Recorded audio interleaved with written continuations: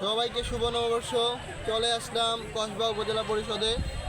আমরা দেখতেছি এবং নববর্ষ উদযাপন করতেছি।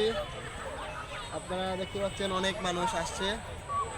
আমরা আছি একটি শুকনো পুকুরের মধ্যে। খুবই সুন্দর পরিবেশ, বিকালবেলা উপভোগ করতেছি। সেই সাথে অনেক ছবি উঠতেছে। আপনারা যদি একটু লক্ষ্য করুন, অনেক বড় এরিয়া এবং খুবই সুন্দর। সব মিলিয়ে অসাধারণ একটা পরিবেশ। আজকে শুভ নববর্ষের দিন অনেক মানুষ এসেছে এবং আমরা সেই নববর্ষ উদযাপন করতেছি। তো আপনারা যারা আসেননি চলে আসবেন এবং বাংলাদেশের সব জায়গায় আজকে নববর্ষ উদযাপিত হচ্ছে। সবাই নববর্ষের আনন্দ উপভোগ করতেছে।